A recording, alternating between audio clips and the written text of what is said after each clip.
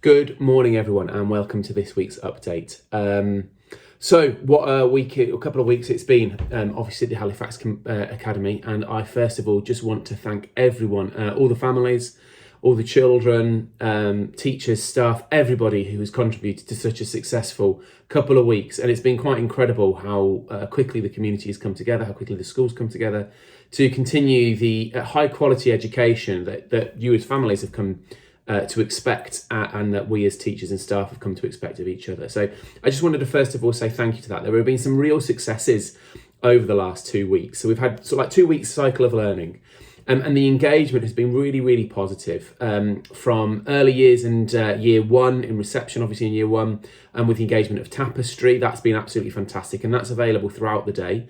You don't have to log on at a certain time. That if you can't make the times when the teachers have asked, you can still log on.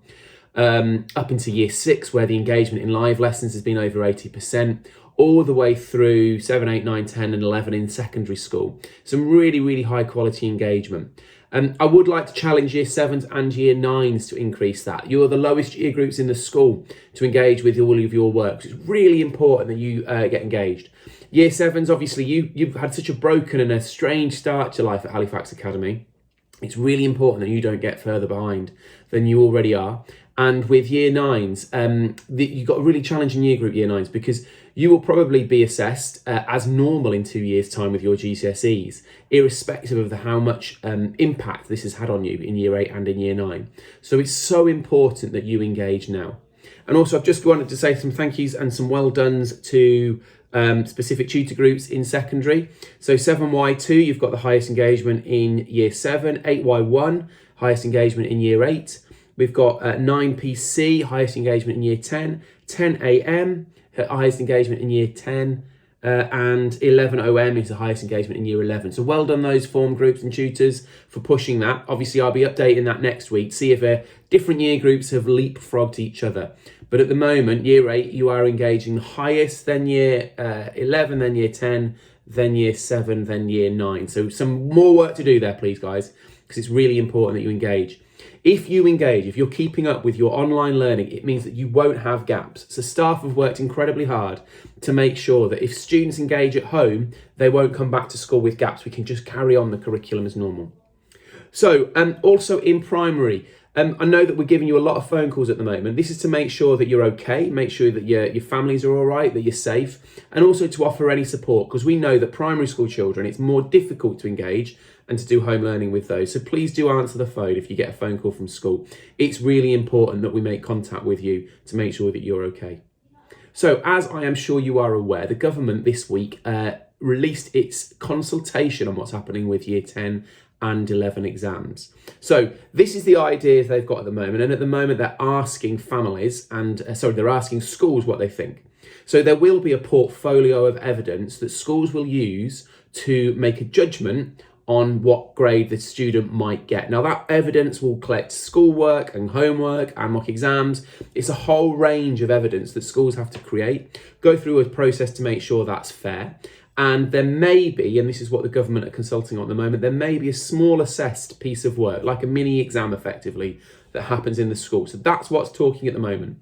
It's only just been released and we won't know for another 3 or 4 weeks as to what that will actually look like. But we're already working on it and we will send out information as and when we get it.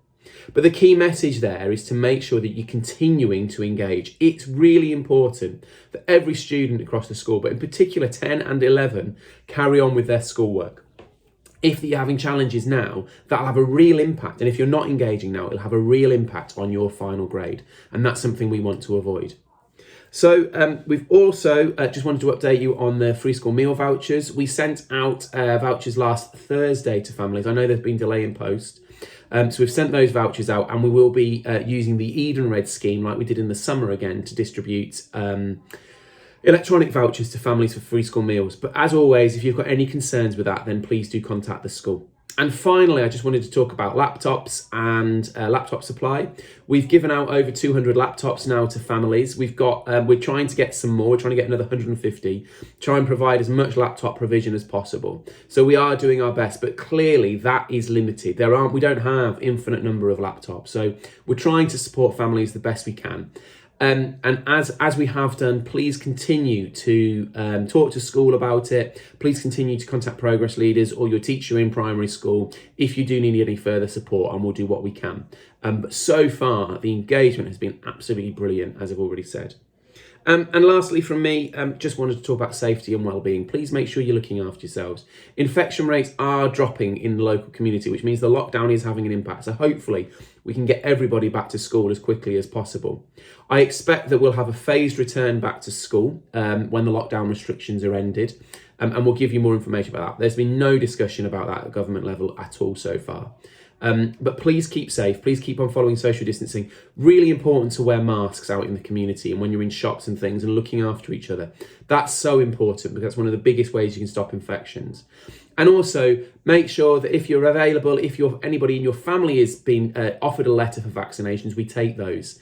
The vaccinations are safe. There's no porcine in them. There are no those conspiracy theories. There's nothing like that. Please make sure we get those vaccines. If you were offered one, it's really, really important. That's the best way that we can make sure the community is safe, make sure each other are safe, and make sure and hopefully get life back to normal. Okay, that's it from me. Just a big thank you to all families and all students, and I will speak to you again next week. Take care, everyone.